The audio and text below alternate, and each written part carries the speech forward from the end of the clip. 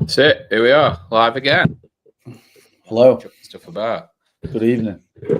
Straight back, mate, are you? Back from holiday today and straight to gym for a workout and then straight on here. No time to recover. Fresh off the plane, 1 o'clock. What did you get up to while you're away? Any decent training sessions? Did you visit any gyms or out? I didn't. There's very few CrossFit gyms in Croatia, actually. I think there's less than you can count on a hand, to be honest.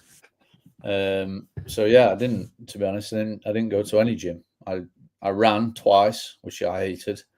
And then there was a bit of an outdoor gym that I faffed around on a couple of times. So I got 4 or 5 sessions in though, across 7 days. So not bad.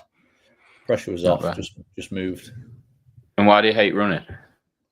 Why? Yeah. It's the most boring thing in the world. You weren't running hard enough then, were you? It's not boring if you're going fast. It is. It's boring, mate. I just can't. I don't know. I said earlier, didn't I? I just don't know where to put my head. It's all over the place. So maybe, I'll put it out there, mate. Maybe it's not running you don't like. Maybe it's yourself. It could be. Yeah. Spending too much time on my own with myself. Yeah. I just don't. I never have got it. It's just find it really boring. I don't mind running. If I don't run on an assault run or a treadmill, I'll just get hurt. That's the only reason I dislike it, because I don't actually mind it. But it's just old man knees. I don't mind running on an assault runner. I like running intervals. I don't mind that, like picking a pace, but like just going out for a run, like, God, yeah, it's bad. But if there's not enough CrossFit gyms, I think it's a means to an end, isn't it? Well, there's little choice, isn't there? And yeah, something's better than nothing. Got to keep the ball rolling, mate. That's it, mate, and that's what it's about sometimes, isn't it? And like we're on this show's obviously to define. Well, we're not defining it. We're going to say what is fitness and then why no one's doing it like CrossFit. But like, I guess just in that, fitness is just being able to do. I don't know, just linking it loosely to what you just said. It's like something that you want for yourself, isn't it? Like if we talk about it like from that point of view to start with. So even though it weren't ideal for you in terms of what you could do, you still have that desire to do something, and that comes from I don't know, fitness, doesn't it? Yeah, and I understand.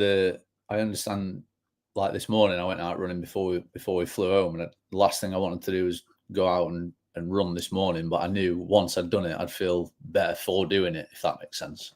Yeah. You never feel bad after a workout, do you? No, you never think, oh, I wish I'd not bothered. Yeah. And you can flip that. I don't know what podcast it was that I heard it, and it hit me massively. And like when you flip it into the things that we do that maybe have a detrimental effect on day-to-day life, like going out sesh or getting smashed or eating a massive pile of crap food, you never wake up the next day and think like, when you haven't done that and think, God, I wish I had a fucking hangover today. Like, it works both ways, doesn't it? Yeah, definitely. So we're gonna talk about what fitness is, but before we go into, because I've looked up a few different definitions, but I think it might be cool to just get your personal definition of it that makes it relevant to you as an individual, because I think me and you will probably have different views on that, rather than go into the nuances of what other people define it as. What is it to you? So obviously we're going to go over the CrossFit definition, which is high on my priority list. Well, top of my priority list, let's put it that way. But if I was to, from a personal point of view, I always think the ability to say yes to pretty much anything is a privilege and not to be underestimated. Like I always say to people, if someone came to me and said, do you want to run 10K or run a half marathon or run a marathon on Sunday, I wouldn't have to say, oh no, I can't do that, I need to train 6 months for it. I can just turn out and do it. Like I'm just, whether that's a naivety thing or like a physical confidence thing, I don't know, but the ability to be able to say that I'd say most physical tasks I'd turn my hand to at the drop of a hat. So the ability to say yes, I guess. Yeah, and like just from what the fitness you've got, but also the, when you look at longer things like marathons and like marathon row or marathon run, that I don't want to say it's not about fitness, but a lot of that's just knowing that you're capable of doing hard shit in it, and just thinking to yourself, right, after a while, that becomes less about fitness and more about what's between your ears. And you could go out and run a marathon tomorrow, and I know you're not suggesting that there'd be no repercussions of that the day after, but you could do it in the moment because of what you've just said, don't you? I'd get it done, and I'd get it done in a respectable time. Yeah. And it's like the marathon row, for example. Like, we've done that. How many times have you done it? Twice? Three times. And once let's say you trained for it specifically, the other 2 times you just rocked up and did it. And I think I've done it 3 times, and all 3 times I've just rocked up and done it. Like, there's no like specific training for that. Like, maybe we row a couple of times a week in the gym, like nominal distances compared to 42,000 meters, but like, it prepares you for stuff like that. The ability just to turn up on New Year's Day like we do and just sit on the rower for 3 hours. Like, and again, like, not any record-breaking time, but getting it done in that 3 hour, under that 3 hour mark, is a pretty respectable time. Most people would be pretty happy with that. Yeah, I fucking were. Given I spent all December on a rower, I'd been gutted if I didn't. If you didn't make it, Jesus, you would be disappointed. But you know what's interesting about that, and you don't do things for. Well, some people do, and I guess I do. I'm not going to say I don't. You don't do things for plaudits all the time. You do it stuff like that. It's for, I don't know, to know you've done it, and I'm like that. But one thing that does interest me about stuff like that, as I've done 3 marathon rows, and each time I've done it, people have been less impressed. Just the general feedback you get. And the last time I did it in a really, really good time because I trained for it, and that always makes me laugh. That sort of psychology of, like the first time you do something, it's an achievement. And then the third time, even though you've done the same work across the same, like it's not as impressive. And I always think that's a bit of a weird thing we do in society, is get used to people doing good shit and then not maybe, I don't know. Come to expect it from, say you, for example, like, well, that's just something that Steve would do. Yeah, because he's an idiot. And then, to me, it's like fitness is more like, I don't know, it's just knowing that, like, it's similar to what you said. I think it's just knowing that I can, you know what I mean? And that, but then I think what comes with that for me is wanting to do more as well. So, you can do more, but you also have much more of a desire to do more. And I don't know if that's because when you feel fitter, I don't know if it's a confidence thing, but it's more of a like, you're always looking for that next test, and that next test, whether it's a workout in the gym that you've done before and you want to see how you stack up against it, or if it's just a, like when we did the burpee broad jump mile, we just got talking about it, me and Nave, and then we're like, wonder how long it'll take, and it was like, oh, let's just do it. You know what I mean? It was never like, let's train and let's worry. So to me, it's more like, I guess it's more, knowing that you can and then wanting to as well, as much as anything else. Say yes to that. Like, most people wouldn't even contemplate doing something like that, but you've got the ability just to, on a random Sunday, go and have a crack at it and see what happens. And there's that, like, most people have, I don't know, me and you, I'm not scared of like trying something and not doing it. Whereas other than double unders, I won't try that. But like, trying and failing, it's not a failure. Like, whereas some people kind of hide behind the fact that, I don't know, maybe just don't have a go, and then no one will know. Yeah. But that, I don't think there's anyone that, like, is predominantly in the CrossFit space that has that mentality, do they? Because once you're in that space and you have that sort of, I don't know, that methodology ringing in your ears. There's a few people that probably hide under rocks, I think. or hide behind a facade. That's cool. Yeah. But you see them come in, don't you? Like, I think I've known people come to the gym in the past that, after one session, they're not going to last because of that. When you come in with that, maybe that ego and that sort of mentality of wanting to cheat a few reps here and there because you can't deal with the score you're getting, those people don't last anyway, really, do they? Because it's clearly not for them from the outset. Yeah. So from a fitness point of view, then, so what I did, I looked up a couple of definitions of fitness, did my research for this podcast, mate, because I'm a very professional host, as I'm sure you're aware. And what I did was I looked at CrossFit's definition, which we all know, but I'll come on to in a minute. And then I looked at what the CDC calls, and just that's like the Centers for Disease Control in America. So they are quite influential in how the WHO and other organizations represent fitness and health and that across the board. So the CDC considers fitness, it's generally described as the ability to carry out daily tasks with vigor and alertness without undue fatigue and with enough energy to enjoy leisure time pursuits and to respond to emergencies. What do you think to that for a definition of fitness?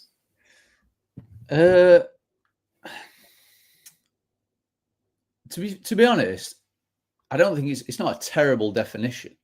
Like, I just think there'd be a lot of people that'd say yes to that. That's me. When in actual fact, it probably isn't.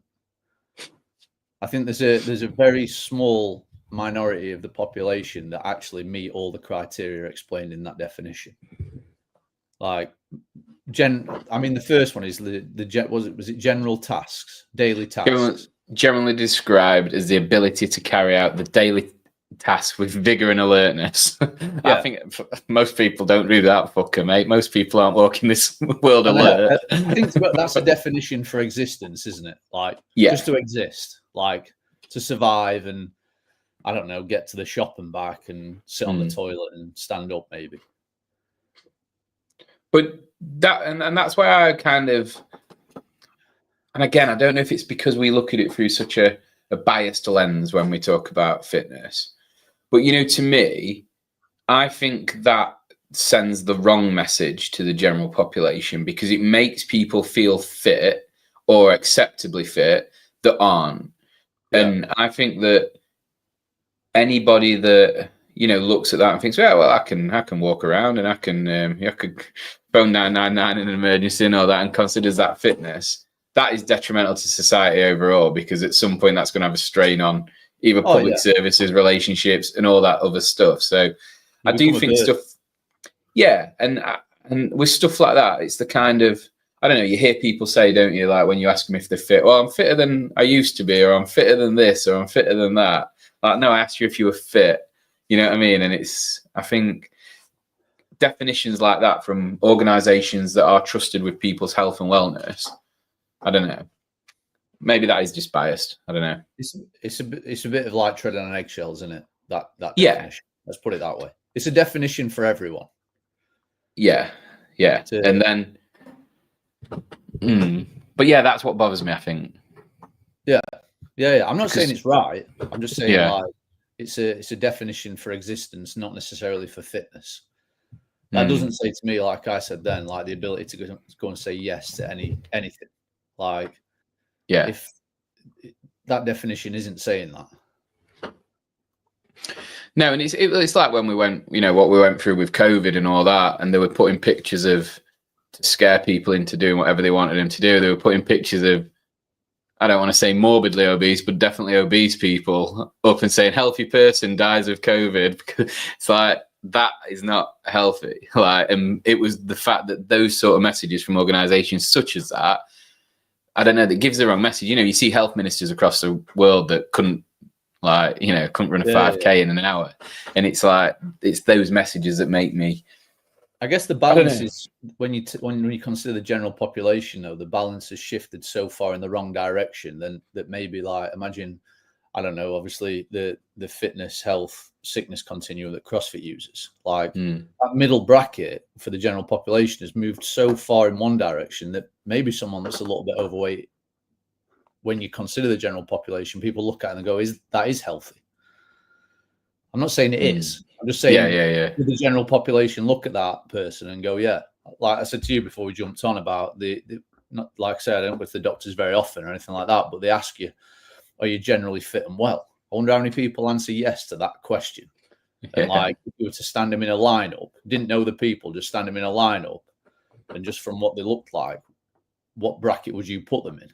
Like, your perspective is going to be very different to, say, someone who is normal, let's call it, in this given age, like the day we live in. Like, we aren't normal, unfortunately. Unfortunately, it should be normal. People should be moving like they're brushing the teeth. I'm not saying twice a day, but I'm saying at least once. Well, for brushing your teeth or fitness? Brushing your teeth twice a day, fitness at least once. You know what I mean? You should be doing that. You should be physically active. It should be like brushing your teeth. You should be telling like kids at school, and like, obviously I've got 3 kids, and that's what they'll be brought up. They'll see me, Charlotte, they'll see us working out, and they'll just think it's a normal thing that happens. Yeah. But we aren't. That isn't the norm. And you can see that evidently from the state that you look around the UK now, and the physical and mental health of most of the population is well below par. Yeah, well, and like, I have some strong views on that as well, because I feel like, and it doesn't stem from that, but those sort of definitions that give enough wiggle room for people to think they're something that they're not, are the things that drive those behaviors that make people make excuses and think it's acceptable.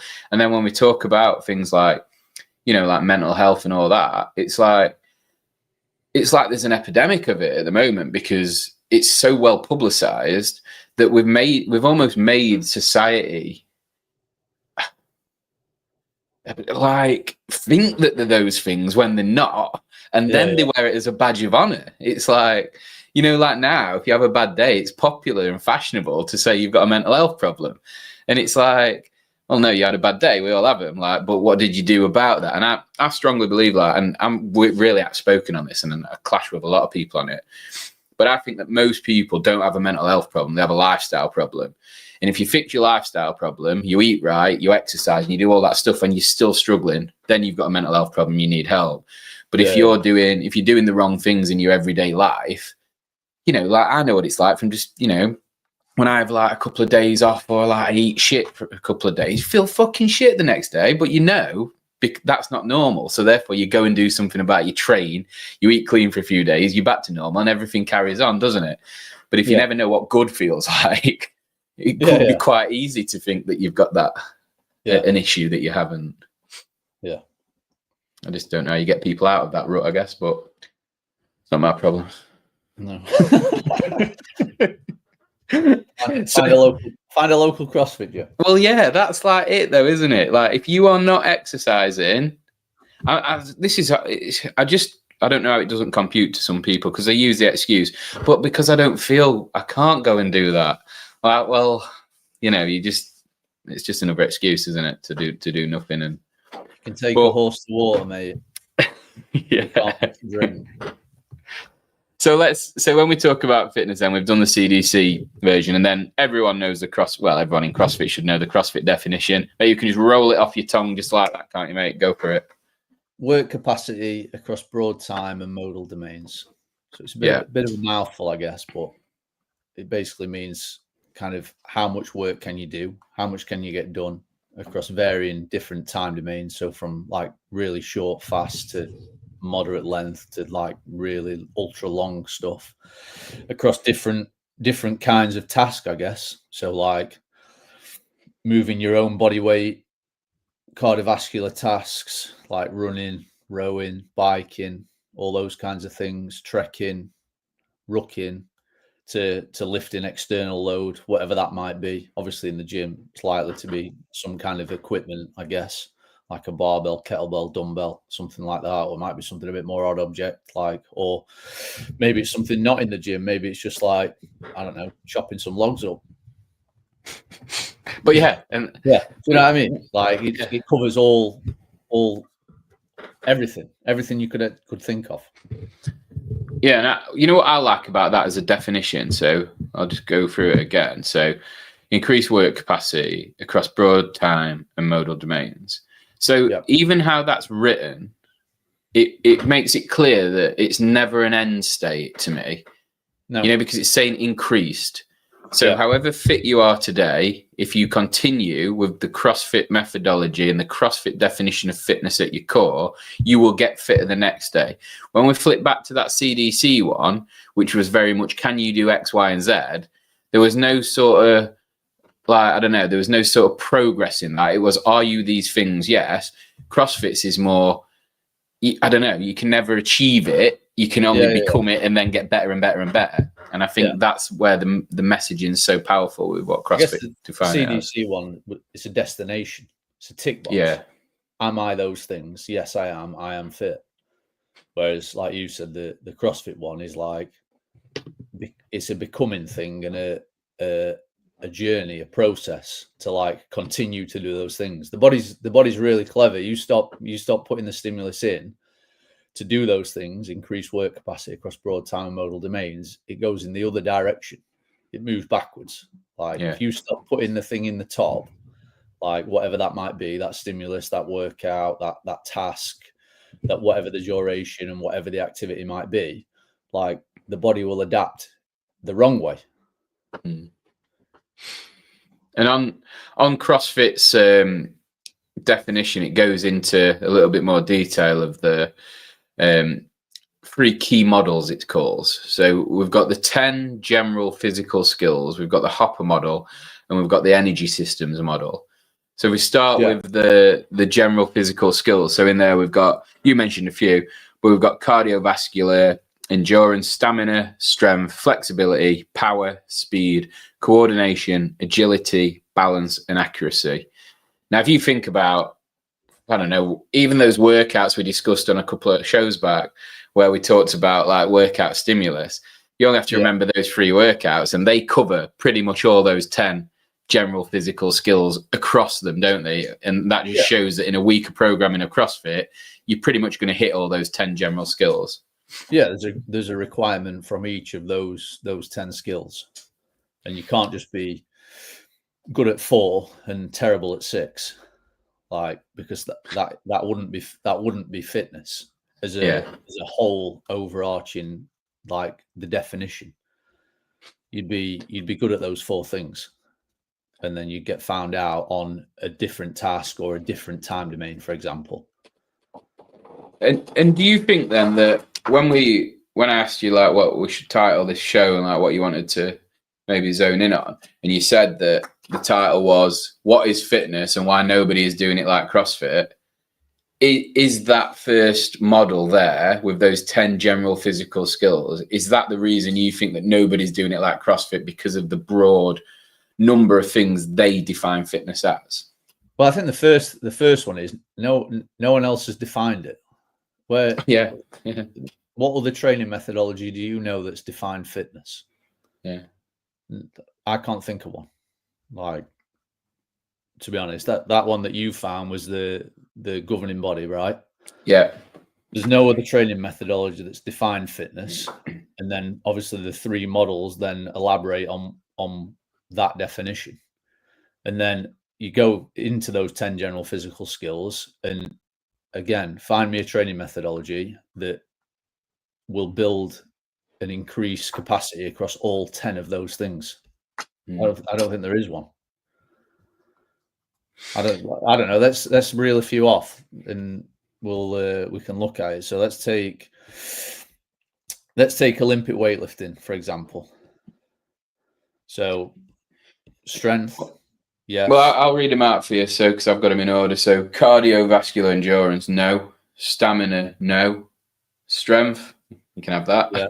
Flexibility, yeah. Power, yeah. Speed, yeah. Quick under the bar, aren't they? Yeah. Coordination, yeah. Agility, yeah. Balance, yeah. And accuracy. Yeah. So what was that? 8 out of the 10. Yeah. So that's not bad for Olympic weightlifting, but no. And some of those are, I guess they're fair, but accuracy, I don't know. I guess because if you misplace the bar or you don't hit all your positions, you're going to be fucked, aren't you? Like in a snatch and a clean and jerk, you've got to put the bar in a particular place. But then, like you said, yes, they probably cover those 8 things, but some maybe less than others. think another good thing to point out, I don't know if people have seen it, but obviously Jake from the base show has been putting a bit of stuff out recently with some diagrams that have been really cool to look at, that have basically been kind of putting these 10 general physical skills into diagrams and then fitting different sports around them. And that's kind of what prompted me, I guess, a little bit to maybe talk about this tonight with you. I thought they were really, I don't know if you can pull them up. Can you get them up or not? Yeah. Oh, getting some music on here. Yeah, because it is really cool, this, because it gives you those examples of other sports and just shows the difference in them. So let me get this for you.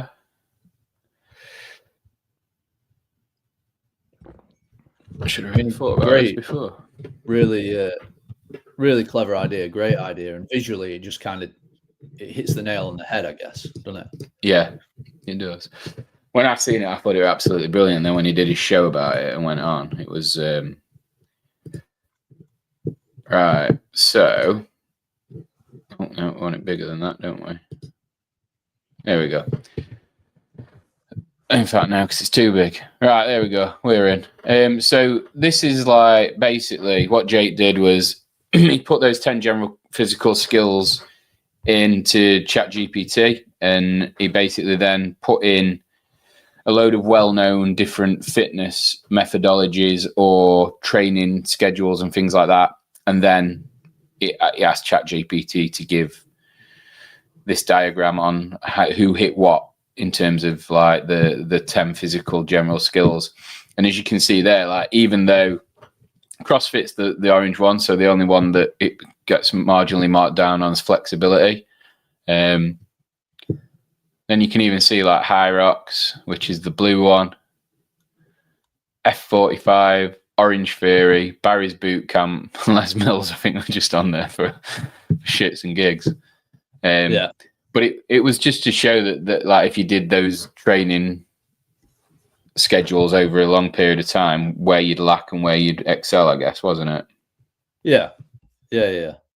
And it's just a nice visual representation. And I mean, to call some of those things training methodologies as well is a bit far-reaching, I think, to be honest. That might have been my words, not his. Oh, yeah, I think they were, but I won't call spinning a training methodology, to be honest. It's riding a stationary bike, I guess. I've got a lot of time for that, mate. With a weighted flywheel. And then there's a few. Well, they're all, to be fair, like Les Mills, Barry's Boot Camp, Orange Theory, F45. They're all like franchise models, aren't they? I mean, Barry's Boot Camp, Orange Theory, and F45. They're just doing a watered down version of CrossFit. Yeah, it's marketed well, I guess, with a franchise model. And High Rocks definitely isn't a training methodology. That's an event. It's just an event that you can enter. It's like a Tough Mudder. It's the Tough Mudder of the 2025. Do you know what I mean? Like, yeah, everyone used to go to Tough Mudder and want to get one of them stupid Roger Federer orange headbands, didn't they? Yeah. And then it was the last person that you knew that did a Tough Mudder. No one talks about it anymore. Give it 3 or 4 years and High Rocks will be the same. Everyone wants a patch at the minute to stick on the Velcro bag, and then I don't know, 3 or 4 years down the line, everyone will have done 2 or 3 of them. They'll be sick of doing it, and they'll be on to the next thing. So my question on that is, because I agree that I feel like it has a shelf life for the individual. Yeah. But given the conveyor belt of people coming through and wanting to do fitness, I think as a model, it'll always, because of how well it's marketed, I think it'll always probably survive. I just think that people will go in and out of it after they've achieved what they've achieved, get bored of it, and then go back to doing what they were doing before, whether that be CrossFit or spinning. Because I just, you know what I mean? Because the only time I've done a mixed doubles, and the only time I'd do one now, if I were going to do, I'd either do a pairs in pro, or fucking hell, try and do one on my own and see how many hours that takes. But like, they're the only things. And then after that, because I'd be doing them just to do them, I'd be done, and I'd never probably do a High Rocks again. But there's going to be someone coming in behind me that's going to do another High Rocks. So that's what I mean. That's why I think their model will always exist, because of the fitness conveyor belts, for want of a better expression. But that was the same with Tough Mudder. Like everyone wanted to do one, and then everyone wanted to do a second one because they wanted to try and beat the time. and then everyone does a third one because they did the second one, and then after the third one, everyone's like, not really bothered about that anymore because it's the same shit, different day. I think the difference with with Tough Mudder is it's just a bit, well, it's fucking stupid for one, but like I think in High Rocks, because it's functional fitness, it's loosely linked to CrossFit and all the other things, I think people still do it, come out of the CrossFit space, have a crack at it and do it just because it's a great workout if you take it in isolation and they want to push themselves and try it. Whereas I think with a Tough Mudder, it's a bit more gimmicky and it's a bit more anyone can do it. You know what I mean? Whereas High Rocks, you're like, if you've done CrossFit for a significant period of time, it's a great test to think, right, where is my fitness? I'll go and have a bash at that. So that's why I think that conveyor belt will stay fresh, because there's constantly people coming into CrossFit, and I think naturally they'll go out, try that, and they will come back 100%. But I mean, it'll be interesting to see, but it's not a training, for me, it's not a training methodology. No. Like, it's an event that you go and do if you enjoy fitness. Yeah. And my opinion is that there's probably a lifetime. I mean, I've done, I'm not saying I haven't done one, I've done 3. I did one in 2022, which feels like years ago now, like 3 years ago. That one. That you did High Rocks before it was famous, didn't you? Oh yeah, just stumbled across it and went and did one. Birmingham 2022, 3 years ago. So yeah, and there was barely anyone there. It was like the NEC was empty. And that's mental, because this year in Birmingham they've put days on the Wednesday and the Thursday. So you know what I mean? You're filling that place up. You've got people taking time off work to go and do it, and it's just, and that's now. So it's still obviously going pretty mental. But yeah, it has to have a shelf life for the individual. I just think overall there's just too many people to get through it. I don't know. It'd be interesting to see. Yeah, so I've just thrown a new diagram up because I've been and just snuck another one from Jakey Boy's analysis, and this one's a bit different because this one now gives you the sort of specifics. So there you've got like CrossFit, High Rocks, powerlifting, weightlifting, gymnastics, marathon, rowing, cycling, bodybuilding, and strongman. So I guess this is more what we were referring to, I suppose, wasn't it? Yeah. Like Olympic weightlifting is a training methodology. Like, it's a scientific method of training. Yeah. Whereas, like we said before, like Les Mills and Barry's Boot Camp aren't those things. No.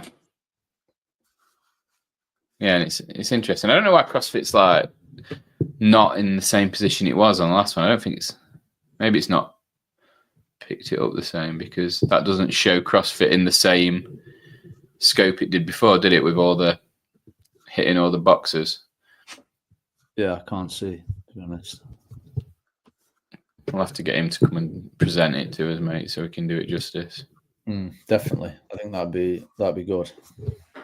Yeah, because it is like, it was a really good bit he did on it. So, you know, like when we go back to the other elements. So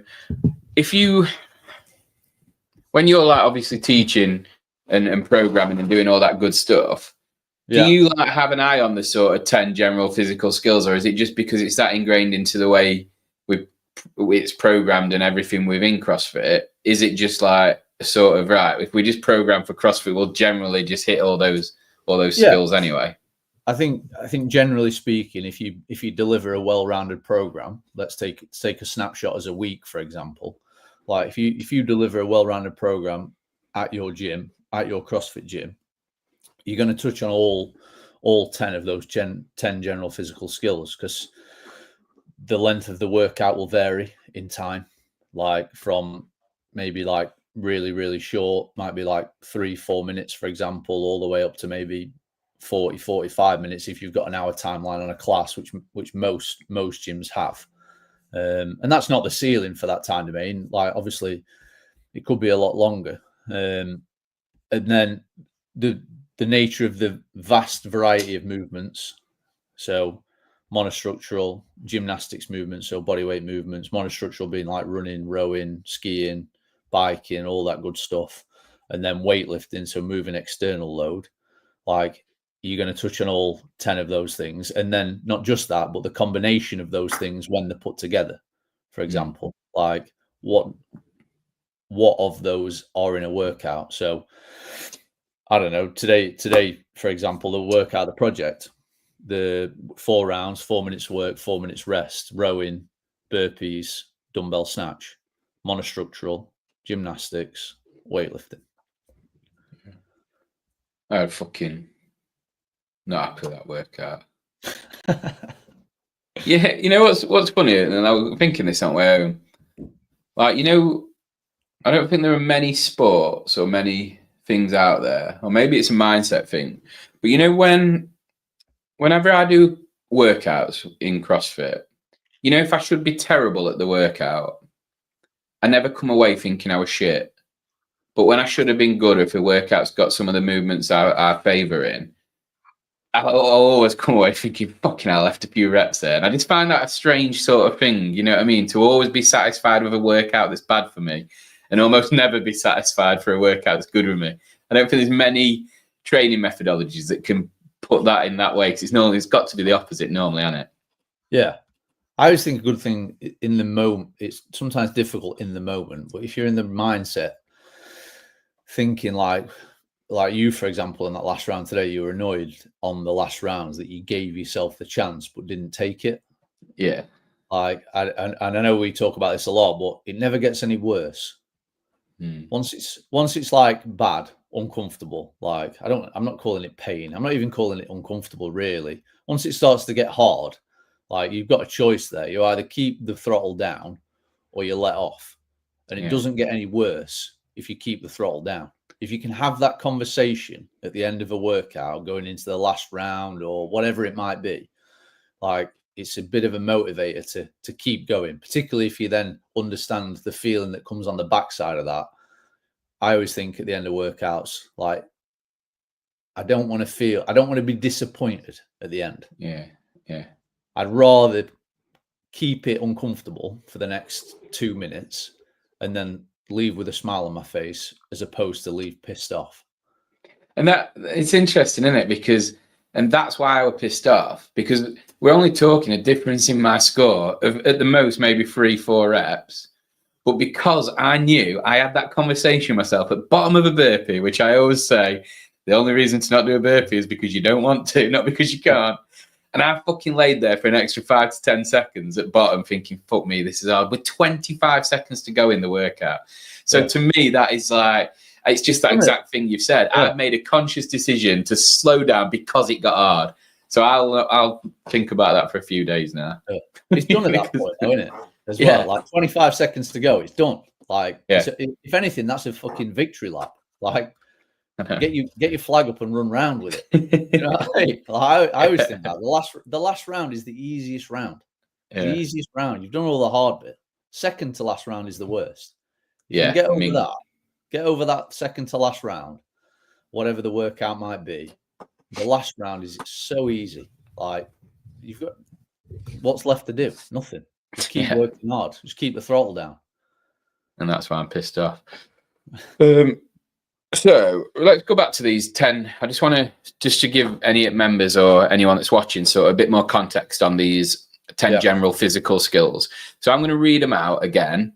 And can you just give me a movement or movements that we do in the gym that could sort of fall into one of these categories? Like a weightlifting movement, or like a gymnastic? Do you mean like? Yeah, like you might have to give a workout to make it, to contextualize it, or you might just be able to give a movement, but just something that so people can understand the 10 general physical skills. So the first one's like cardio endurance, basically. Yeah. So what's an example of a workout? Anything that's long, anything that's probably, I don't know, 12, 15 minutes plus, something that's aerobic, like in nature. And then the next one's stamina. So how do we build stamina effectively? So that might be more to do with like muscular endurance. So if, say, the workout could be moderate in length, for example, but there might be a high volume of one particular movement.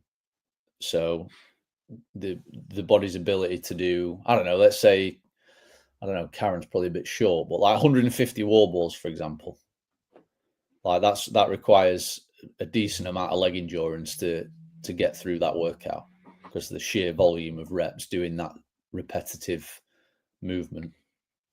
I heard someone, I don't know who it was on Savant's podcast or someone, and they were talking about high level athletes that have got such a good level of fitness. If they just did burpees continuously, their body the muscles had fatigued too much before their capacity to do them cease. So, like, is that an example of that? So, from an endurance point of view, they could keep going, but they wouldn't have the stamina and the continuous press to continue. Is that a good sort of analogy for that? Yeah, and I guess it depends what athlete you're taking, doesn't it? And what they use. Like the burpee, although it's a very general kind of skill, isn't it? Like, if you don't do a lot of them, like, they're hard, aren't they? Yeah. They are. Do you know what I mean? And you're going to say to someone, right, do these until you can't. Like, yeah. But I mean, some people it'd be the fitness that stopped them. Some people it'd be the muscles, wouldn't it? Depending on where they were. Yeah. Oh, yeah. Of course. Yeah.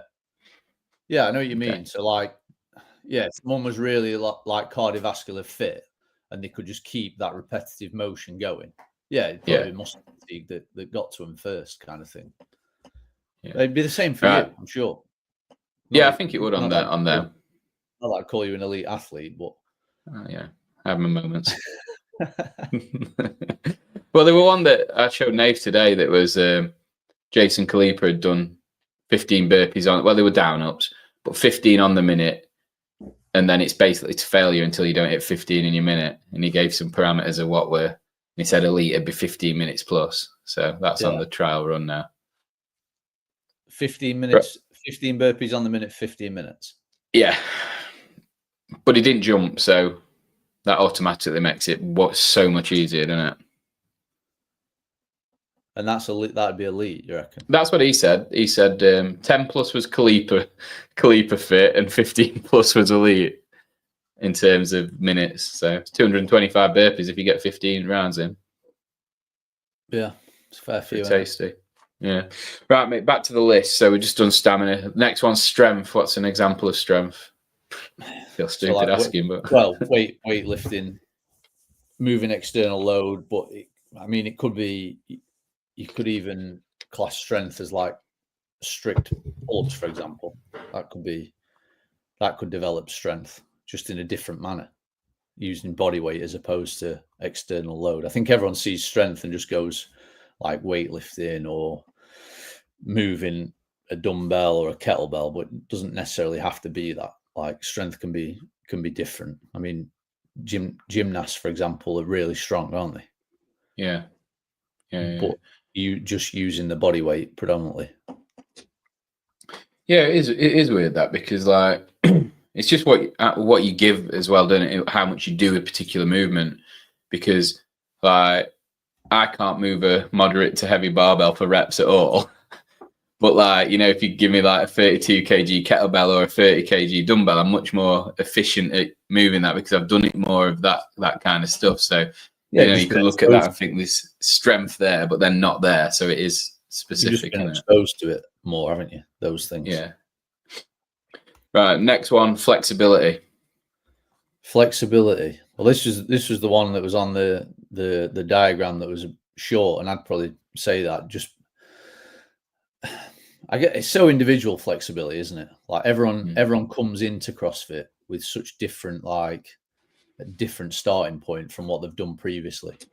Like, you see lots of people that have trained a lot perhaps like bodybuilding style. They come in and they're really, really unflexible. Or perhaps you see someone comes in from more of an athletic background, like a sports-based background, and then they don't have that inflexibility, for example. I don't think there's I don't know, is there a given movement that builds flexibility? But I guess using range of motion that some movements require in CrossFit, like, I don't know, let's just take a squat, for example. Like we always define a squat as the hip crease passing down below the knee, right?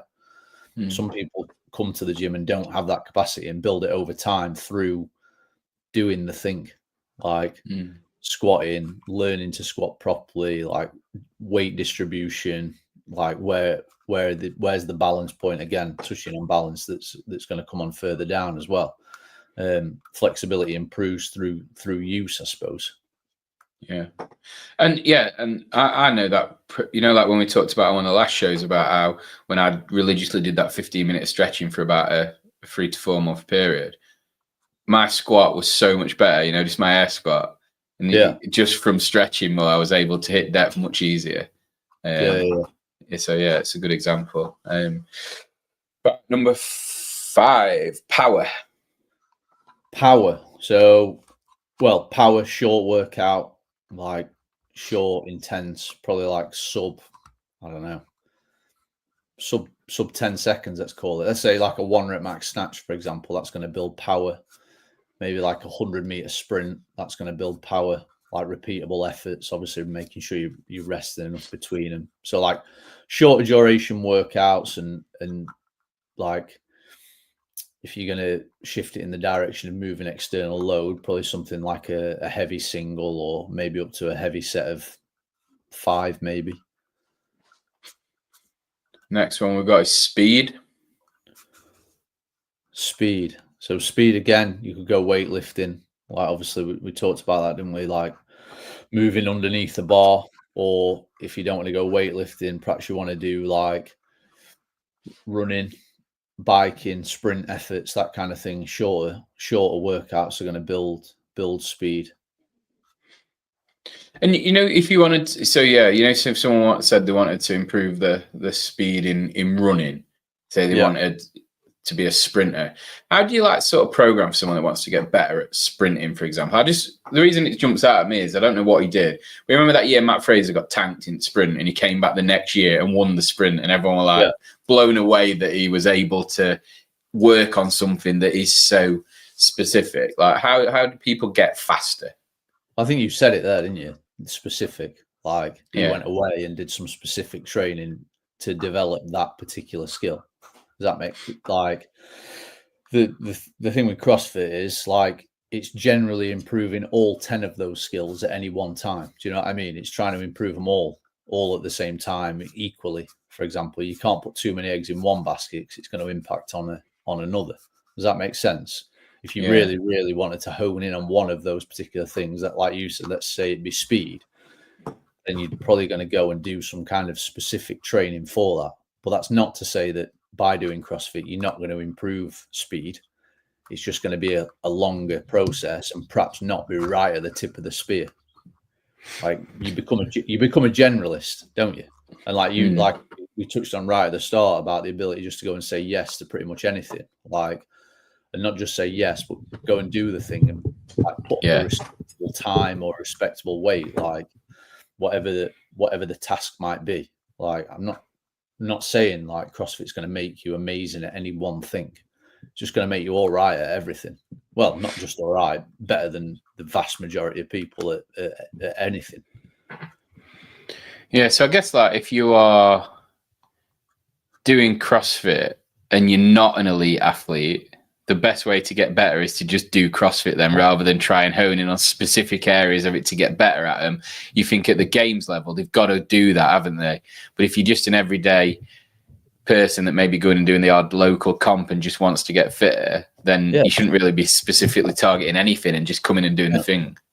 Just general, GPP, general physical preparedness. Yeah, that's what they call like a CrossFit program. Like, be ready for anything by doing things like in terms of broad time, varying time lengths across different domains. So whether that be gymnastics, monostructural, weightlifting, mixing all of them together. All right, mate. Your next one's coordination. So, trying to think now. I always think a wall ball's a good one for coordination. It always baffles me. Like wall balls is like the first thing really. When I first started doing it like 11 years ago, wall balls were like the first thing that was like, I'm pretty good at them. Like I'm all right. Like, I can squat, I can throw, like make an accurate throw, and I'm good at catching. Like just from previous like training experience, I guess, and playing sport and stuff. But it always amazes me how difficult people find to squat, throw, and catch all in quite a short space of time, like coordinate lower and upper body simultaneously. So I think wall balls is a great one. I think any functional movement, really, like moving multiple joints, using multiple muscles, is going to improve coordination. Like simple, I mean, even the burpee, for example, like we've done burpees over a rower today. Like you'll see it in the gym all the time. You watch some people do burpees over the row, and you're like, what are they doing? Like they just don't, they just can't. It's a bit robotic, you know what I mean? They're just so undynamic because they've not built the coordination. Like, I don't know, you say move your right leg and they move the left arm.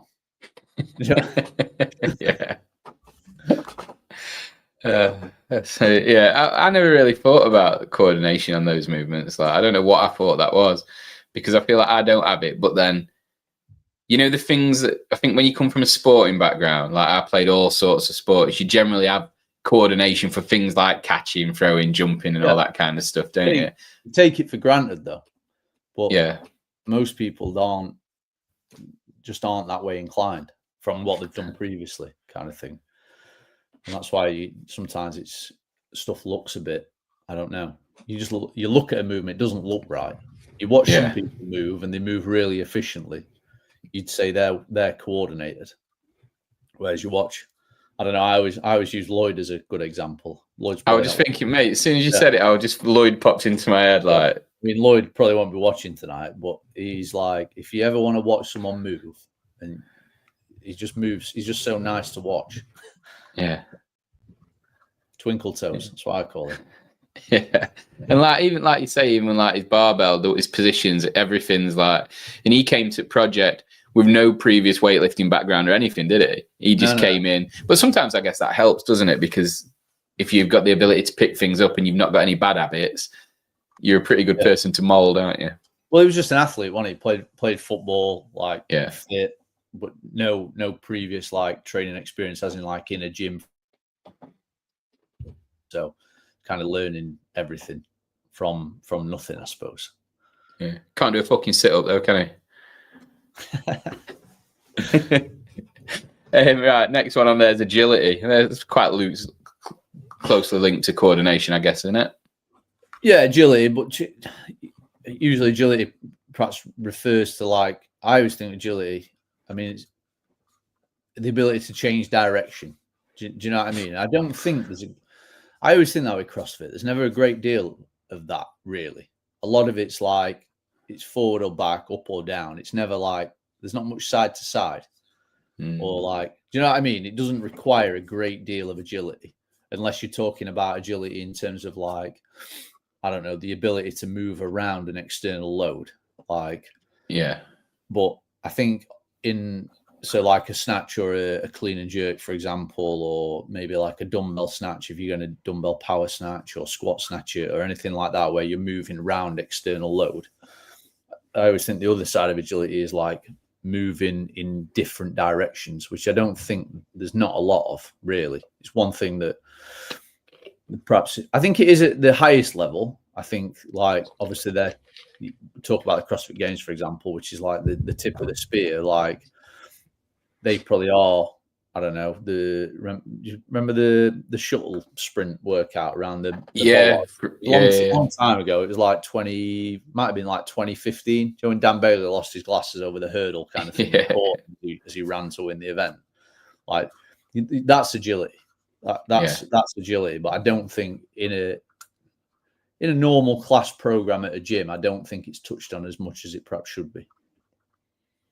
Well, I'm glad, because I'm not fucking agile at all. That's a prime example, I guess, is like box jumps all day, box jump overs. No way. You know what I mean? And that's like the difference. I guess a box jump over is a bit more agility than any movements, isn't it? Yeah, I guess so. If you're going to, but even then, like, you can do a box jump over and face the box, can't you? Jump forward, jump up and forward, step off the other side. Do you know what I mean? Again, it's forward and back in there as opposed to any side to side, really. Next one, mate, is balance. Balance. So I guess all movements require some kind of balance. I guess you sat on a rower, I suppose, or sat on a bike. I mean, that doesn't require a great deal of balance, I wouldn't have thought. Although I have seen people fall off rowers. I fell off a CrossFit comment on affiliate series. But yeah, like, I don't know, running, for example, body weight movements, they require balance, particularly if you like, I don't know, top of the like bar muscle up, for example, or a ring muscle, like supporting body weight above something that requires balance. And then I guess as well, like moving external load, like where is my weight distributed on my feet? Like we talked about the wall ball, it could be as simple as an air squat. Some people are just don't know where that balance point is, so they struggle to find depth because the movement, it takes a bit of time to find where that balance point is. Where does my weight need to be? Yeah, we were talking about that the other day with lunging, and you know, like how when you lunge and you've got like stuff, a front rack lunge, and you're lunging forward, how much more unstable that feels compared to a reverse lunge, and like just because of the different weight and where it is, and it just feels much more dangerous going forward than back. Hey there. Where's he gone? He's frozen a very awkward face. You still here, mate? You there? Yeah, I'm still there. I'm back. You had a good looking face on them when we paused, mate. That'll be a good screenshot. That. Right, the very last one we've got on the 10 physical skills is accuracy. Now, I'm interested in this one. So I guess throwing a wall ball for one, that requires accuracy, throwing to the target, and then like we talked about when we briefly touched on weightlifting, for example, like the accuracy.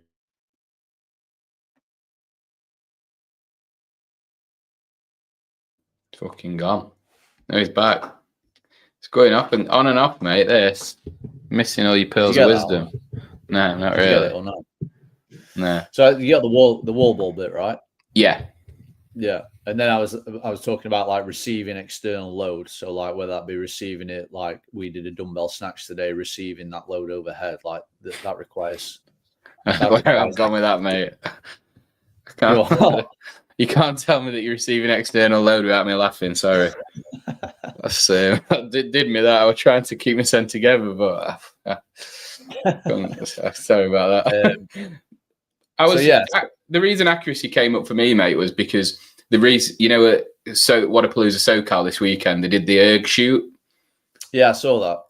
And on one of the podcasts that people were discussing it on, whether it was stupid, gimmicky, or anything, I think it was Hiller that pointed out and just said 10 general physical skills, accuracy. So you've got to be able to do it. And I thought I guess it depends what you look like. That obviously is accuracy in like its purest form, I suppose, like accuracy of hitting a target. But like even gymnastics movements, for example, require a certain amount of accuracy.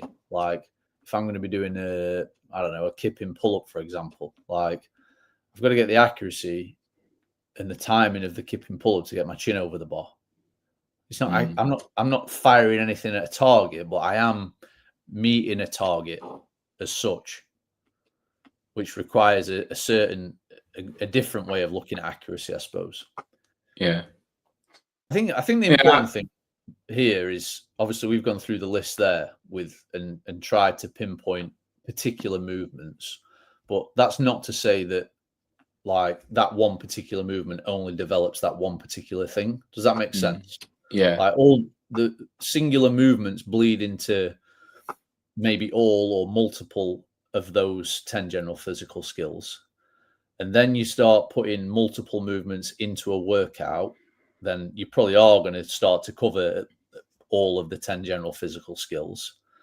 And then you start layering in there like duration of time of that particular workout, whether it be short, moderate, or long. Like the whole encompassing CrossFit methodology covers those 10 things via that. Does that make sense? Yeah. So the best way then, so if we're defining fitness, I think CrossFit have got it nailed. And like, you know, when you said it earlier that what other fitness training methodology or anything is defined fitness, And the answer is none, you know, even in the brief research I did before this. And, you know, when you look at anything in life, you need tangible goals, don't you? And something to work towards in order to be able to achieve anything. So the fact that CrossFit have set a very specific, yet still progressional and sort of aspirational way of defining fitness makes it, I don't know, it makes it almost infinite to me. I think one, obviously defining it is really important. And two is, I don't think anyone else is trying. Is anyone else trying to do it? Like that list that Jake had on the diagram, like Olympic weightlifting, for example, are they trying to build fitness? Well, no, they're trying to get good at Olympic weightlifting. Like, and like we touched on there, like they're going to cover some of them 10 general physical skills, but at some point they're going to come unstitched. Like, I don't know, you go up to an Olympic weightlifter and say, right, do you want to run a half marathon on Sunday? Like, they're probably going to tell you no. Or I don't know what else was on there. You remember what else was on there? Well, talking about take a runner, for example, like someone who runs. Like, you go up to them and say, right, do you want to go and do? I'm trying to think what a weightlifting meet. They're going to say no. Or a powerlifting meet, they're going to say no. Whereas the generalist, the person who does CrossFit, who's developed some capacity in all those 10 general physical skills, can probably say yes to most of those things. Like, there'd not be many things that you go up to them and say, do you want to do this? And they say no. Yeah. I remember, you might be able to remember who it was, but when they had a CrossFitter, an Olympic weightlifter, and a strongman doing Grace. And the CrossFitter won, even though the Olympic weightlifter's better with a barbell and the strongman's stronger. But when it came to doing 30 reps over as fast as possible, the CrossFitter won it by a stretch, I think. Yeah, I can't remember. I do remember. I remember what you're talking about, but I don't remember who it was. Yeah. Yeah.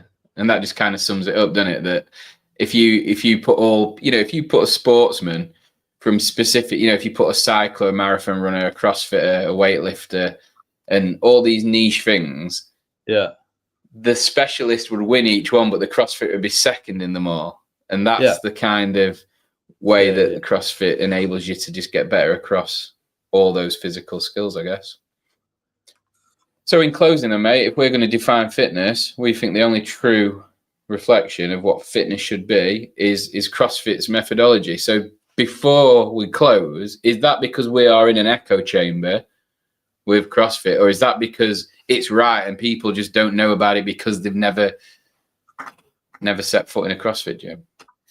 I think to an extent it's probably a little bit of both, maybe. Like, because I'm not that blindly stupid to think that there isn't other ways to get fit, because there is other ways to get fit. I just think there is no other. CrossFit is the most efficient way to do it. And the second thing is, like, not only has CrossFit defined it, gives people an opportunity to come and, like, the Open every single year. Anyone can enter the Open, like, and that is a test of fitness.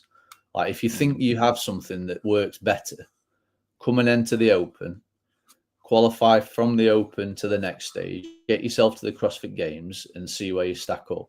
Like, I know I said it jokingly the other time about proving it, but I mean, and I'd say that to anyone. Like, and the media stuff that's coming out from CrossFit now is like, it's more to that vein. Does that make sense? Like, come and prove it. Come and show us. Like, if you think you've got something that works better, come and show it. Go down to your local CrossFit affiliate and let's have a look at it. And the way I'd sort of close it, mate, for me is I've seen a lot of people come and go from the project. And I'm friends with quite a few people that have left and do other stuff. Not one of them is fitter now than when they came to the project. Not one. No. And that goes literally every single one. And I'm not saying they're not still fit, but you're going to do a workout with them that throws in a few curveballs or goes on a bit too long, and they're not as fit as they were. And, you know, maybe they've got different goals, different aspirations, but when you're talking purely fitness, that to me is what proves it, because I see a lot of them. No one that leaves gets fitter, mate. No. Never seen it. I don't think I ever will. No, and that kind of sums it up nicely in closing, doesn't it? Yeah, right. Cheers for that, mate. I think we're done. We have been going over an hour, and I bet Fletcher's ready for another cup of tea. So we'll not go into any of the other bits because the rest of it were a bit technical and a bit sciencey, mate. Like phosphagen, glycotic, and oxidative. Can't even say words, so we'll pause to them. Oxidative. There you go. So they're the energy systems, and we've got them in. We're done. So we'll jump back on in a couple of weeks, and we'll have a new topic to go through. I'll actually see if I can line it up with Jake and get him to jump on and talk about that stuff that he went through on his show. Because I bet he'd be open for it, and it'd be cool for people to see that from projects. I think I absolutely butchered it, but he delivered it really, really well. So we'll try and line that up. Definitely a cool. And if anyone is watching or watches this, I'd definitely get on there and give Jake a follow and have a look through those things, because it's an interesting diagram that kind of sums it up in a really simple kind of way, like quite a visual way. Yeah, and those that don't know that, if you just put into Instagram the base show, you'll have seen me share some of his stuff, and he's been on our show a few times. You'll find him from that. So the base show, and we'll get him to come and do some stuff with us in a few weeks. Right. Cheers for that, mate. No questions this week. No, we didn't get none, mate. We forgot, didn't we? Didn't ask any. I put in group, but I don't think there's anybody. No one asked any. No, maybe we need some. I think we need to get some kind of anonymous ask thing. Maybe they don't feel comfortable, mate. Well, what about? I've got a question. How fast are you going to do the high rock sim on Saturday? You and Logan, the big dogs. I think sub-hour would be really good, because I know it's not a full. It's not a full run, is it? 7. No, but that's what I was. Yeah, but I feel like, I don't know. For me, mate, running outside, if I can survive it without an injury, it's going to be a fucking miracle. Let alone carrying Logan up and down that hill. Come on, then put a time on it, and then we'll come back to it in 2 weeks. Well, I'd be happy sub-hour, but since you've just poo-pooed that, I'm going to say I'll go 55 just for something to have a crack at. 55 minutes, right? Yeah. Okay. But I've been strong-armed into that. Let's just remember my first answer was sub 60. I'd be happy. All right, 55 to 59 then. I've got some matching tees done and all, mate. Me and Logan. That's cute. Yeah, that is proper high rocks and all. Yeah, we can wear them on Thursdays when we do his weekly workout together as well. So it's it'd be nice for us. Matching 2 pieces, high rocks, Instagram posts, match coffees, and reformer Pilates. You'll be doing it all soon. I'm in, mate. Imagine me on one of them fucking Pilates things. It'd be hamstrings all over Gaff. Surfboard with bungee cords out. Yeah. Hey, makes you fit, mate. People do that instead of CrossFit, so don't knock it. Yeah. Makes you fit, yeah. Right, I'll close it, mate, and then stay on the set. Cheers, everyone.